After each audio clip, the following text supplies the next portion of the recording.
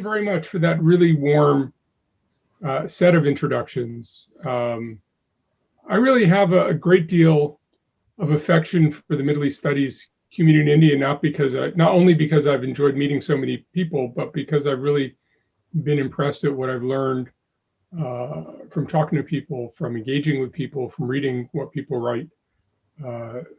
A friend of mine in the State Department, who used to be at the Near East South Asia Center, told me more than 10 years ago, you really need to go talk to the Middle East community in India. They're really impressive. That's some of the best advice I got. Really, really interesting group of people. And then the way you're developing Middle Eastern studies, I think is interesting and important as we think about the future. So as we think about the future, I thought it might be interesting, if a little bit provocative, to talk about who might want to lead the Middle East in this post-American age. And I'll start by saying that the American age in the Middle East isn't what people would have hoped an American age would look like. We've had major wars in the region in 1973, 1980 to 88, 1991, 2003. You could argue that the Saudi war in Yemen in 2015 is a major war, certainly if you're Yemeni. There have been others. You have a history of long-running occupations. You have simmering tensions between Iran and its neighbors. You have a region that is dominated by dictators. So if your point is that there would be a Pax Americana in the Middle East, there hasn't really been a Pax Americana in the Middle East. And I don't contest that. That's not the point of this talk, is to defend everything the US has done for the last half century or more. I think there's a rising view, as Muddassir suggested, a rising view that in the US, that the time has come to move on. We have lots of low-cost hydrocarbons that we can exploit ourselves. We don't need the Middle East. We should pivot to Asia and leave the Middle East to fend for itself. And when I go out and speak in the country, when you get out of Washington, that's a fairly common view. I think there's a sense that the US helped bring 9/11 on itself by getting involved in the Middle East to start with, that the Israeli-Palestinian conflict is fundamentally unresolvable, that the Iranians are fundamentally hostile, and if we don't need to engage in the Middle East, we shouldn't be engaging. So that view is there. You know, I remember talking to a group of Saudis after the Iranians struck Saudi oil facilities a little more than a year ago. And I asked them how many Americans thought the US should respond militarily to the Iranian attack on Saudi infrastructure. And the Saudis all assumed that the answer would be in the 70% range. And the answer in the 70% range is the US shouldn't do anything. Americans are really tired of fighting wars in the Middle East, and the sense is that the alternative to fighting wars is leaving the region to itself. Some people in the Middle East welcome this.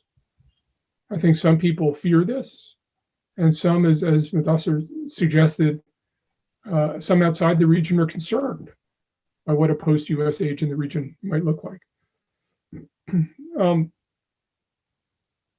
I think it's useful to think about alternative futures, and the reason it's really important to think about alternative futures is one of the things that I have long thought, but was sort of reinforced by the Iraq War, which is the alternative to something unacceptable isn't necessarily something better, that you can go from something unacceptable to something else unacceptable. And I think as we think about what a post-American age in the region might look like, we should think about how do we get to a more acceptable place than we are now, understanding that the record of the region, the record of US involvement, isn't what we'd want. I'll start with the obvious point that a lot of Middle Eastern governments have sought external involvement for quite some time. Populations have often been more ambivalent, but we have seen leaders in the region drawing external actors in for half a millennium, right? Dates back to the Portuguese getting involved in the Gulf. As we've seen with the history of Egypt in the 20th century, sometimes there's a desire to switch the security guarantor. And Egypt went from struggling against the British to trying to bring in the Americans, to working with the Soviet Union, to bring in the Americans. It's a different security guarantor, but there's still a desire to have a security guarantor. And it's particularly prevalent among smaller states in the region who want a security guarantor to protect them against larger states in the region. The US entered the region largely in the Cold War framework and was really trying to limit its engagement. But when the British pulled out east of Suez, around 1970, the US became much more directly and durably engaged. Regional governments now, all the regional governments, feel vulnerable internally and externally. In my view, the Arab Spring is still front of mind for every regional government. They don't know what caused the Arab Spring. They don't know how to prevent another Arab Spring. And they look at their populations with an increasing sense of unease, especially because they're young with high unemployment. They are generally fearful of their neighbors. This isn't like ASEAN. This is a place where people do fear their neighbors. And the other thing that's hanging over the Middle East is this sense, not only is the oil age going to end, but it's going to end within the lifetimes of many people who are alive right now. Right? This is a young region. This is a very young region. And for people who are 20 or 30, the expectations of oil age will end within their lifetimes. This transition will happen while they're there. And what does that look like? And how do governments navigate it? And how do populations navigate it? And I think those three things are really profound drivers of concern. I wouldn't say instability, but concern among Middle Eastern governments, because you can't really change them very easily. For a region that is used to either relying on outside powers or playing outside powers off against each other, the options for another country to come in and play the role the US has played aren't very good. China is, to my mind, fundamentally a mercantilist power. The Chinese view of what I like to call imperialism 3.0. So imperialism 1.0, as I need not describe to an Indian audience, was imperialism. Imperialism 2.0 is the sort of rules-based international order that the US helped impose after World War II. And imperialism 2.0 is really mercantilism. Imperialism 3.0 is mercantilism 2.0, which is the Chinese trade-driven effort to align the state with its economic interests over trading partners. China acts without allies. It acts as the dominant player in bilateral relationships. It's generally unconstrained by international conventions. The practice of Chinese trade has been, in the developing world, has been to embed corruption and deepen the weaknesses within states. And I think China regards its global policy as we're a country, we're not a charity. And so it may come off as China being charitable, but you can talk to the Sri Lankans and others about how charitable the Chinese are. Not so charitable. It's a business. And the business is aligned with the state, and they are huge, and they will be the dominant partner in any agreement they enter into. And you enter into that agreement at your peril. So I think, well, there's an interest in China in the Middle East.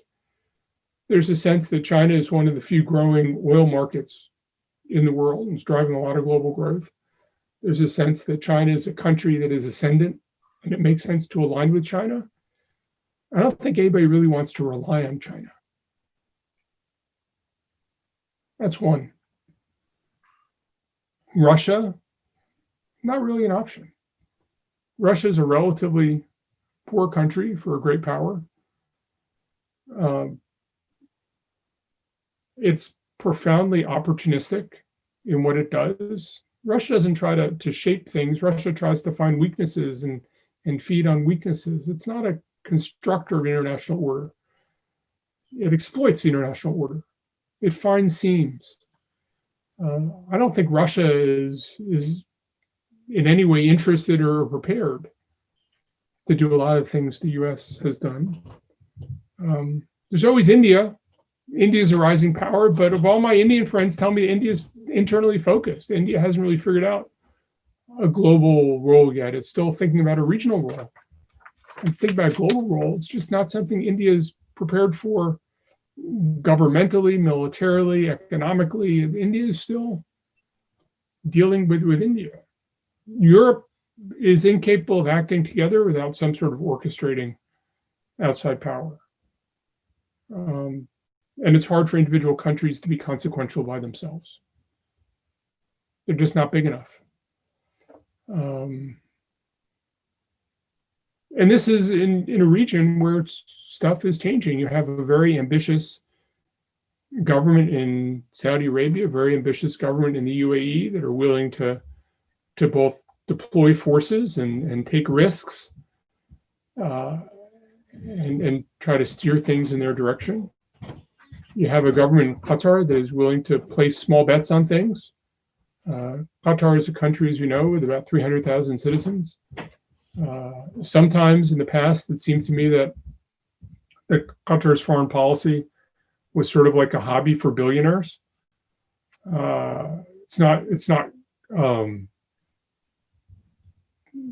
They don't think that they have responsibility for big things. They have a responsibility for advancing their interests, and they're willing to do small and sometimes artful things to advance their interests. But that can be destabilizing if it's not coordinated. You have Iran, which is enamored of asymmetrical tools. My view, and my Iranian friends dispute it vigorously, but I still think it's true.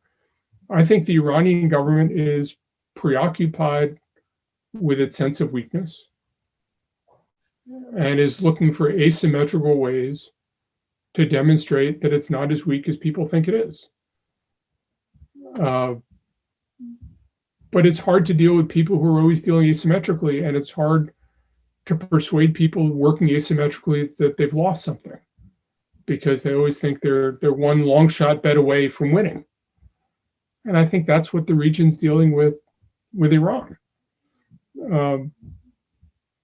The combination of Saudi and the UAE and Qatar and Iran has led to all sorts of proxy wars in the region that we see now in Yemen, Syria, Libya, and Iraq.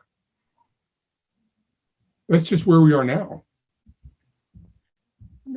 Egypt is a country struggling to regain its primacy.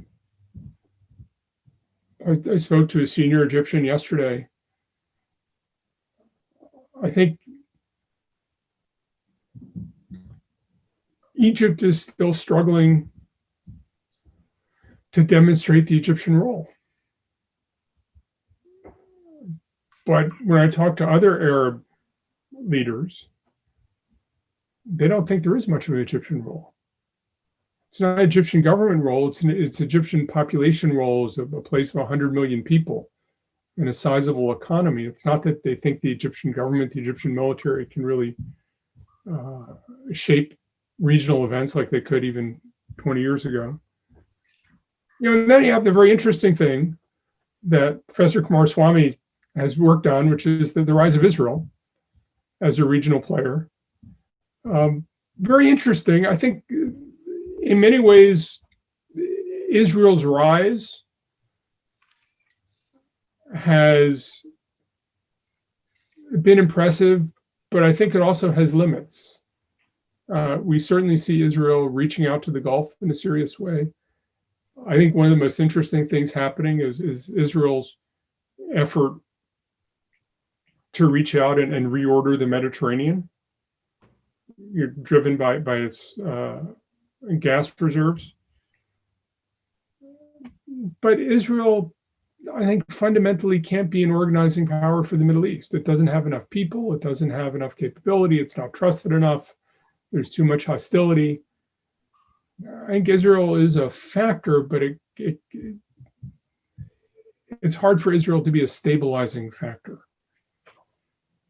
Now, it's possible that you take all these things, a sort of increasingly ambitious Saudi Arabia and UAE and an entrepreneurial Qatar and an asymmetrical Iran and Egypt struggling to get back to the Egypt of days past, of Israel as a sort of rising power. And it's possible you say, you know what, let them all work it out, and let them find their own equilibrium.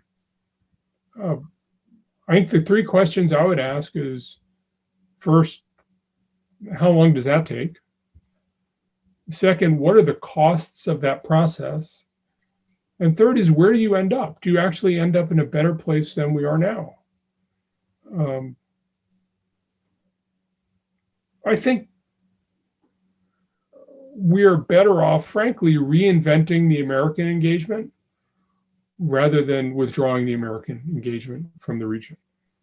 I think the US has gone about its involvement in the Middle East the wrong way. I think it's been too directive and not aspirational enough. I think the Bush administration, one of my big critiques of the Bush administration, where I worked for a bit, was they felt you had to tell people what they want. And you had to tell people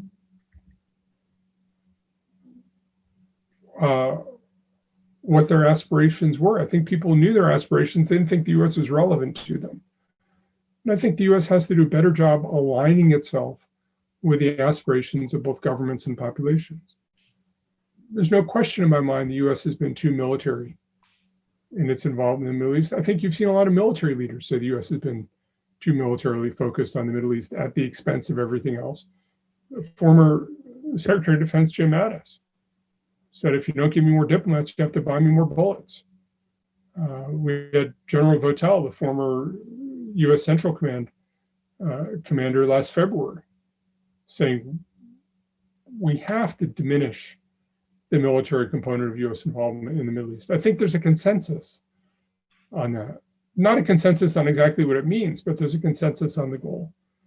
And I think the US has under-resourced what it's tried to do in the Middle East, given the breadth of its ambitions. Now, the reality is there aren't a lot of resources there for the taking. So I think what's going to happen is the US is going to have to reduce its ambitions. But a lot of errors, a lot of problems creep up when you have sweeping ambitions and you just don't have enough money. And you don't have enough people, and you don't have enough bureaucratic capability. And so part of what has to happen is I think the US does have to scale back what it's trying to do and bring its ambitions in line with its resources. The reality is there's no party that's able to fill the US shoes. There's just no outside power that can do it. I think an unmanaged region is likely to have many more conflicts in the open and out of sight, and there are going to be fewer options to de-escalate. You know, one of the things I just gave a talk yesterday in Geneva. No jet lag for that talk either. And,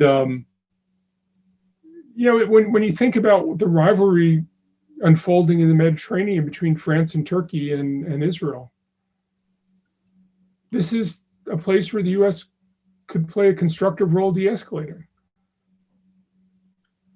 But if the US isn't going to play that role, who can play that role? And I think it's a consequential issue. But there's not another country that can play that role. I think that leads to more proxy warfare, a lot more covert action in the region. The feeling for a new balance could last for decades, especially in a region which is demographically and economically dynamic. I mean, we not only have this very young population in the Middle East, huge youth unemployment, but we are going to see the transition away from oil. And that affects not just oil producing states and oil exporting states, but labor exporting states. The economies of Jordan and Lebanon rely on workers sending remittances back. Egypt, there's millions of workers in the Gulf.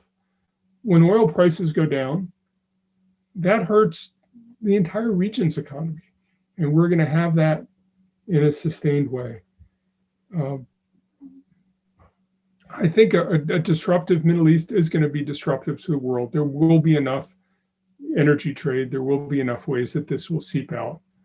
That the very unstable Middle East will make for an unstable world.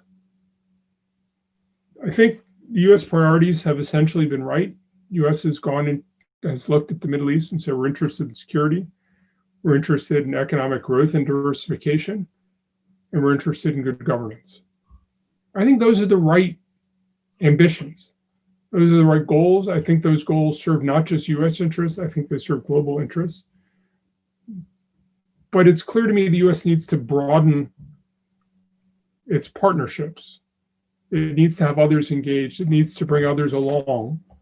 And maybe there's a role for India. There's certainly a role for Europe. There's certainly a role for Asian countries that are reliant on Middle Eastern energy to play an active role. Again, not completely on the military footprint, but on the broader issue of where is the region going and how do we make that the set of transitions ahead of us smooth.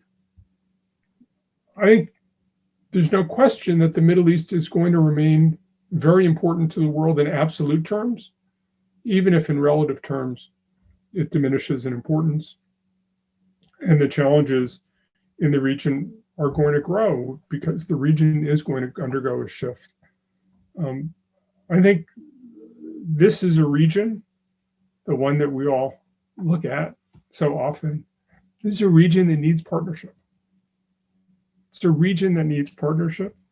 And among a whole set of very imperfect choices, it seems to me that US leadership is among the best of the imperfect options for the region and for the world. So I hope I've provoked something there, and I look forward to having a robust discussion with all of you. Thank you very much. Thank you.